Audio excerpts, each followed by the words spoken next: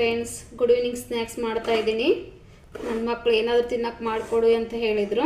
Finger chips ಮಾಡಿಕೊಡು mummy ಅಂದರು. ಮಾಡ್ತಾ ಇದ್ದೀನಿ. ಮನೇಲೇ ರೆಡಿ ಮಾಡ್ತಾ ಇದ್ದೀನಿ ಫಿಂಗರ್ ಚಿಪ್ಸು.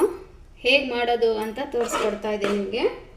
ಒಂದು ಪಾತ್ರೆಯಲ್ಲಿ ಫಸ್ಟ್ ಆಲೂಗಡ್ಡೆ ನಿಮ್ಗೆ ಎಷ್ಟು ಬೇಕೋ ಅಷ್ಟು ತೊಗೊಂಡ್ಬಿಟ್ಟು ಕ್ಲೀನಾಗಿ ತೊಳೆದು, ಈ ಥರ ಇರುತ್ತೆ ನೋಡಿ ಆಲೂಗಡ್ಡೆ. ಚೆನ್ನಾಗಿ ಕ್ಲೀನಾಗಿ ತೊಳೆದ್ಬಿಟ್ಟು ಮೇಲೆ ಸೊಪ್ಪಿನೆಲ್ಲ ತೆಗಿಬೇಕು.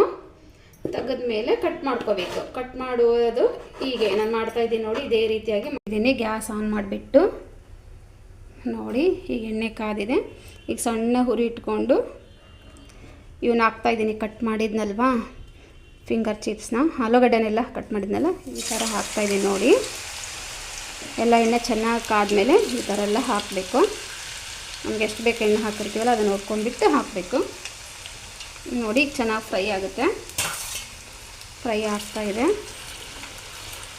ನೋಡ್ತಾ ಇರ್ಬೋದು ಫ್ರೆಂಡ್ಸ್. ಈಗ ಈ ಥರ ಚೆನ್ನಾಗಿ ಗುಳ್ಳೆ ಎಲ್ಲ ಬರ್ತಾಯಿದೆ. ಅಲ್ಲೆಲ್ಲ ಸ್ವಲ್ಪ ಹೋಗಬೇಕು ಗುಳ್ಳೆ ಎಲ್ಲ, ಆಗ ಚೆನ್ನಾಗಿ ಬೆಂದಿದೆ ಅಂತ ಅರ್ಥ. ಗುಳ್ಳೆ ಎಲ್ಲ ಕಡಿಮೆ ಆಗಬೇಕು.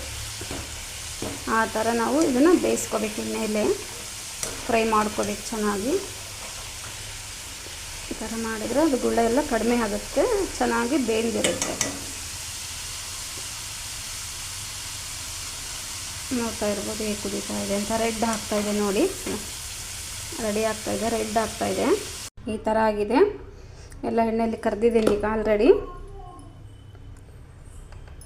ಈಗ ಖಾರ ಹಾಕ್ತಾಯಿದ್ದೀನಿ. ಎಷ್ಟು ಬೇಕಷ್ಟೇ. ನನ್ನ ಮಕ್ಕಳು ಸ್ವಲ್ಪ ಲೈಟಾಗಿ ಖಾರ ತಿಂತಾರೆ, ಸ್ವಲ್ಪ ಬೇಕು ಅವರಿಗೆ. ಸ್ವಲ್ಪ ಸಾಲ್ಟ್ ಹಾಕ್ತಾಯಿದ್ದೀನಿ. ಖಾರ ಹಾಗೂ ಸಾಲ್ಟ್ ನೋಡಿಬಿಟ್ಟು ಹಾಕ್ತಾಯಿದ್ದೀನಿ. ಇದು ಹಾಕಿಂದ ಕಲಿಸ್ತಾಯಿದ್ದೀನಿ. ಈಗ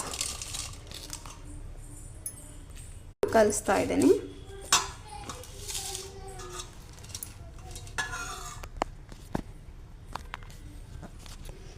ನೋಡ್ತಾ ಇರ್ಬೋದು.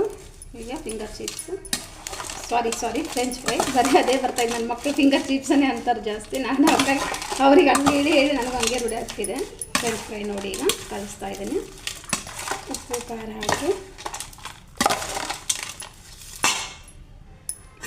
ನೋಡ್ತಾ ಇರ್ಬೋದು.